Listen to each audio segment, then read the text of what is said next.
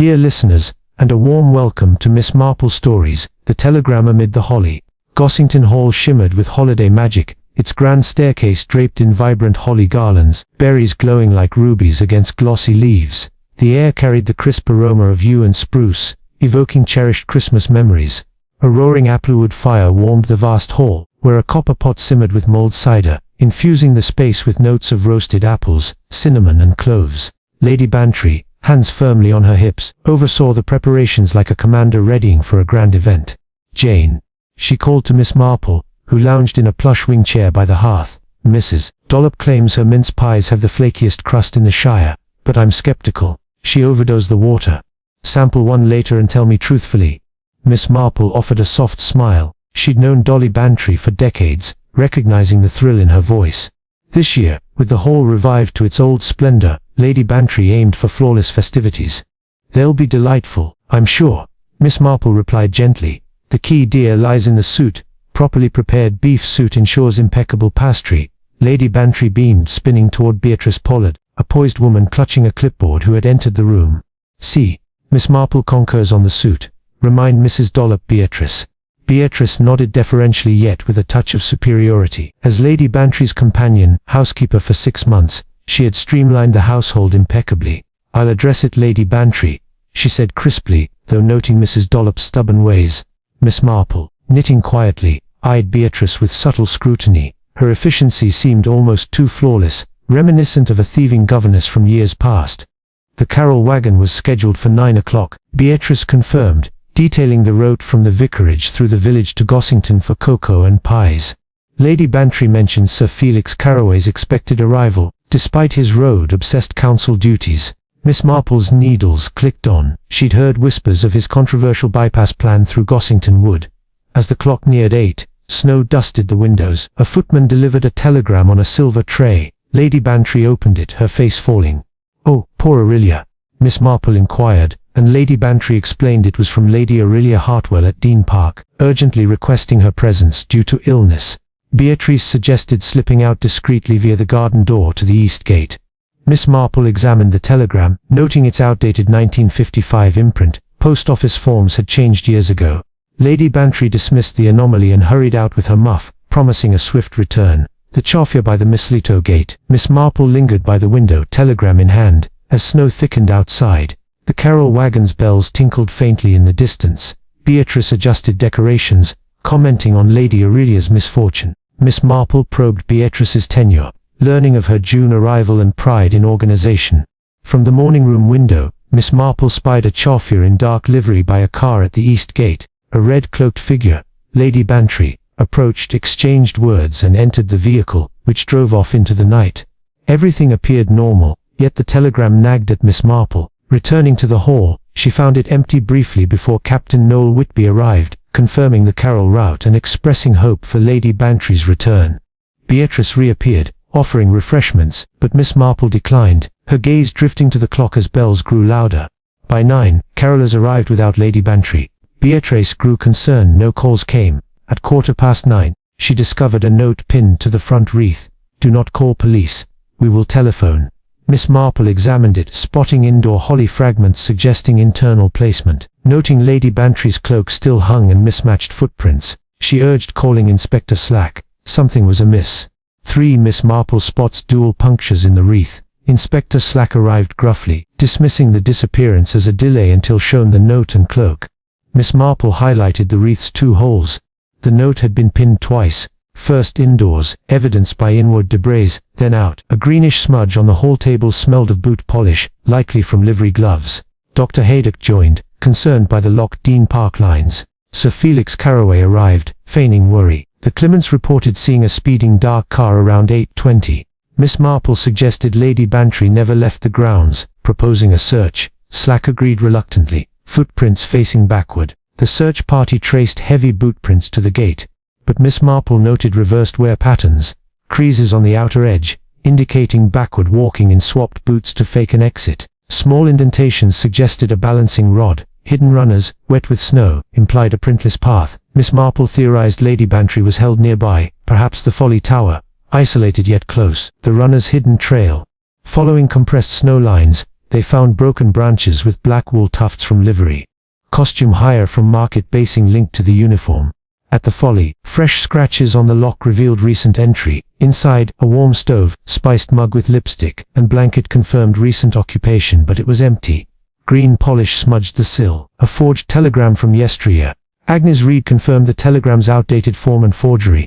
She saw someone make 2 kiosk calls around 8. No garage car was sent. The uniform was missing from Larkins. Alibis via Carol and Gurridge. Interviews revealed gaps. Whitby with carolers. Clements together. Sir Felix alone. Beatrice solitary. Handwriting matched Beatrice's lists to Sir Felix's notes. The Folly's secret stove. Sir Felix confessed urgency for a deed signature. Beatrice's margin note showed collaboration. His coat had polish. A costume receipt implicated him. He admitted the plan. Fake telegram. Brief detention for persuasion. The deed and its telltale mark. Relit Folly revealed a hidden chamber via a carved rose. Lady Bantry emerged drugged but unharmed, locked by Beatrice. Beatrice fled but was caught, confessing for her sister's treatment money. Boots, rugs in the door, opening-eyed. In the hall, Miss Marple recapped forged telegram, runner path, reversed prints, dual pinning, polished trails. Lady Bantry forgave, demanding Sir Felix's resignation and Beatrice's aid. Carols resumed as midnight bells rang. In the quaint village of St. Mary Mead, where the snow fell gently on Christmas Eve like a soft veil over secrets long buried, the first pivotal element of the mystery unfolded with the arrival of a seemingly innocuous telegram. This message, delivered amidst the festive glow of Gossington Hall, served as the catalyst for Lady Bantry's disappearance, drawing her away from the warmth of her home under false pretenses. The hall itself was a picture of holiday splendor, with garlands of holly twisting up the grand staircase, their scarlet berries contrasting sharply against the dark, waxy leaves. The air was thick with the scent of yew and spruce, evoking nostalgic memories of Christmases past, while a crackling applewood fire in the great hearth warmed a copper vessel bubbling with mulled cider, roasted apples, cinnamon, and cloves mingling in a comforting aroma. Lady Bantry, ever the enthusiastic hostess, stood at the center of it all, her hands on her hips as she inspected the preparations with the precision of a general. She turned to her old friend Miss Jane Marple, who sat comfortably in a wing chair by the fire, her knitting needles clicking rhythmically. "The mince pies, Jane," Lady Bantry declared, her voice laced with excitement. "Mrs. Dollop insists her pastry is the lightest in the county, but I suspect she uses too much water. You must try one and give your verdict." Miss Marple smiled gently, her mild eyes taking in the scene. She had known Dolly Bantry for more years than either cared to admit, and she recognized the childlike joy her friend derived from the season. This year, with Gossington Hall restored to its former glory after years of subtle decline, Lady Bantry was determined to make the festivities impeccable. As the clock ticked past 8, the evening's peace was interrupted by a footman bearing a silver salver with the telegram. "How peculiar!" Lady Bantry exclaimed, tearing it open. Her expression shifted from curiosity to concern. "It's from Dean Park, Lady Aurelia Hartwell. She's unwell and begs me to come at once." The message was brief. "Lady Aurelia unwell. Stop. Please come discreetly. Stop. Car will wait East Gate 8:15. Miss Marple, ever observant, requested to see it, her sharp eyes noting the form's imprint, GPO 1955. This detail struck her as odd. She recalled Agnes Reed at the post office mentioning the discontinuation of those forms 2 years prior, in 1956, due to new regulations. The old stock had been sold off as scrap, a fact Agnes had lamented for its wastefulness. Yet here it was, bearing a message that urged discretion and haste. Beatrice Pollard, the efficient companion housekeeper who had joined the household 6 months earlier, moved forward with her characteristic smoothness. "How unfortunate," she said, her voice precise. "If Lady Aurelia requests you specifically, you must go." She suggested slipping out via the garden door to the east gate, avoiding the staff's notice and village gossip. Lady Bantry, distressed for her friend, agreed, donning her red cloak and muff before vanishing into the snowy night. Miss Marple remained by the fire, the telegram in her delicate hands, her mind whirring. Why the emphasis on discretion? And that outdated form, could it be a forgery? As the Carol wagon's bells jingled faintly in the distance, she pondered the implications. This telegram was no mere communication. It was a lure, designed to remove Lady Bantry from her home at a critical moment. Later investigations would confirm Miss Marple's suspicions. Agnes Reed, the sharp-eyed postmistress, examined the form under her lamp and declared it from the discarded 1955 stock. The timestamp and clerk's initials were incorrect. The message had never passed through official channels. It was a clever fake, composed on scrap paper Beatrice had likely acquired. The 2 quick calls from the village kiosk around 8 o'clock, spotted by Agnes, added to the puzzle, one perhaps to Dean Park to verify Lady Aurelia's presence, ensuring no immediate contradiction, and another to the garage to confirm no real car was dispatched. This deceptive telegram set the stage for the entire charade, exploiting Lady Bantry's loyalty to her friend, and the holiday bustle to mask foul play. It highlighted the plotter's cunning Sir Felix Carraway, desperate for a land deed signature to advance his bypass scheme, and Beatrice Pollard, driven by financial need for her sister's treatment. The telegram's arrival timed perfectly with the carol preparations, ensuring minimal scrutiny. Miss Marple's early doubt about the form's age was the first thread she pulled, unraveling the web of lies. As the story progressed, this keynote underscored themes of deception in everyday objects, a simple piece of paper becoming a tool for manipulation. In the end, it reminded all that in mysteries, the smallest anachronism can reveal the grandest scheme, much like how a single out-of-place stitch can undo a knitted pattern. The telegram, with its forged urgency, not only initiated Lady Bantry's vanishing, but also invited Miss Marple's keen insight, turning a festive evening into a tale of intrigue and resolution. Revolves around the intricate deception involving the reversed bootprints in the snow, a masterful ploy that misled investigators into believing Lady Bantry had left the estate. As the search party ventured into the wintry grounds of Gossington Hall, torches cutting through the darkness, Inspector Slack led the way along the side path to the east gate. The footprints were clear, even under a fresh layer of snow, deep, purposeful impressions of heavy boots, suggesting a large man, perhaps the Chauffeur, had escorted Lady Bantry away. But Miss Marple, undeterred by the cold despite her age, knelt to examine one print closely. "Inspector, direct your torch here," she requested mildly.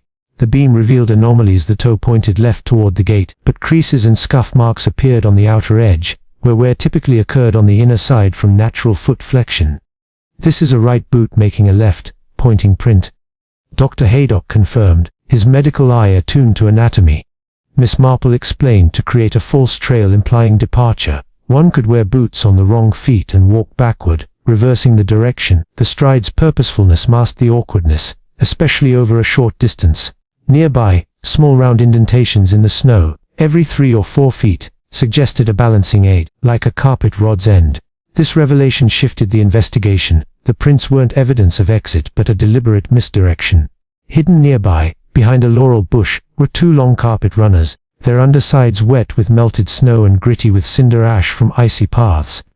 Miss Marple theorized the runners laid a temporary, printless walkway from the house to the gate. Lady Bantry could be led along them, then the runners rolled up and concealed, erasing all traces.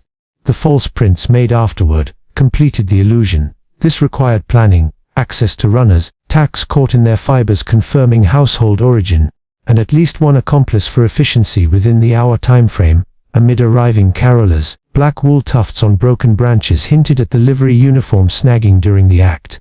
The scheme's ingenuity echoed Miss Marple's anecdotes of human mischief, like a housemaid faking ghostly prints. It tied to Beatrice's organizational prowess and Sir Felix's desperation, using the snow's blank canvas against itself. As the party followed compressed snow lines, marks of the runner's weave and deeper footsteps, the path led back to the Folly, reinforcing that Lady Bantry never truly left. This keynote illuminated how nature's elements, like snow, preserve truths despite attempts to obscure them, turning a simple walk into a puzzle of reversed realities. The reversed prints not only fooled initial observers, but highlighted Miss Marple's observational genius, proving that in crime, evidence often points backward to the truth, focuses on the hidden chamber within the Gothic Folly, a secret space that concealed Lady Bantry after she was drugged, blending Victorian architectural whimsy with modern malice. The Folly, a whimsical tower built by a romantic Bantry ancestor, stood isolated on a rise overlooking the Ha, its pointed arches and stonework evoking medieval tales. When the search party arrived, fresh scratches on the iron lock suggested recent entry. Inside, a paraffin stove still radiated heat, a china mug bore traces of mulled cider and Lady Bantry's coral lipstick, and an army blanket lay folded on a bench wiped clean of dust. Yet the room appeared empty. Miss Marple, insisting on a thorough relit search, noted the era's love for hidden features, secret passages and priest holes disguised as ornamentation. Pressing a carved stone rose in an arch, she triggered a grinding mechanism, revealing a narrow chamber 4 feet wide and 6 deep, fitted with a bench. There sat Lady Bantry, wrapped in the blanket, her watch stopped. Disoriented from a laudanum-laced drink, "Dolly," Dr. Haydock exclaimed, helping her out. She recounted accepting the cider from the Chauffeur, in the main room, falling asleep, and waking locked in the cupboard, pounding futilely against thick stones. Beatrice had discovered the chamber during cleaning, exploiting it to keep Lady Bantry close yet isolated, with provisions for comfort, a lamp, poetry book and warmth, to minimize harm. This act, though expedient, violated liberty, as Miss Marple noted. The chamber's discovery exposed the plot's depth, a temporary holding cell allowing Sir Felix time to push his deed. Green boot polish on the sill linked to the livery, reinforcing the Chauffeur disguise. Lady Bantry's indignation, "As if I were a child," highlighted the humiliation. This keynote underscored how old structures harbor modern secrets, much like villages hide scandals behind quaint facades. Miss Marple's knowledge of Gothic revival quirks solved it. Turning architectural fancy into a key to justice delves into the motives fueling the conspiracy. Sir Felix Carraway's greed for a lucrative bypass and Beatrice Pollard's familial desperation, weaving personal stakes into the holiday havoc. Sir Felix, a smooth councilman in his 50s, pushed for a bypass through Gossington Wood to ease traffic, but more crucially, to inflate his adjacent property's value. The deed needed signing by December 27th, or the project collapsed. Lady Bantry resisted, valuing the wood's environment and village charm. Sir Felix conspired with Beatrice, promising 500 for her aid, a sum vital for her sister's costly treatment. Beatrice, indispensable yet undervalued, saw opportunity in deception, forging the telegram and staging the abduction. Their plan removed Lady Bantry briefly, letting Sir Felix sway the household. Motives clashed with morality. Sir Felix's ambition corrupted his affability, Beatrice's love twisted into crime. Miss Marple uncovered this via matching handwriting on Sir Felix's memo and Beatrice's lists, plus the costume receipt. Confessions revealed desperation's grip. Sir Felix horrified yet silent, Beatrice tearful over her sister's plight. This keynote explored how good intentions saw, echoing Miss Marple's village parallels of jealousy or need breeding mischief. Greed and loyalty, unchecked, birthed the scheme, but compassion in resolution tempered justice. Culminates in the compassionate resolution, where Lady Bantry's forgiveness restores harmony, forgoing charges for mercy and practicality as carols herald Christmas. Post-rescue, in the hall amid lingering holly scents, Miss Marple recapped the deceit. Lady Bantry, composed despite ordeal, declared no charges against Beatrice, understand desperation, and demanded Sir Felix's resignation, sparing village scandal. "Justice isn't always punishment," she said. Beatrice, caught after crashing, confessed tearfully. Sir Felix expressed shame. As midnight bells rang, carols resumed, mince pies shared, turning turmoil to joy. Miss Marple mused on honest paths untaken, knitting peacefully. This keynote emphasized redemption, Snow's revelations, and holiday spirit prevailing over darkness. The word count. And so, dear listeners, our tale of snowy secrets and festive folly draws to a close, with justice tempered by mercy on this Christmas morn. What did you think? Did the clues catch your eye as they did Miss Marple's? Share your thoughts in the comments or messages. I'd love to hear your own holiday mysteries. Until tomorrow's cozy enigma, this is Edward signing off from Warm Pages. Sweet dreams, and may your nights be filled with wonder, not whispers of deceit.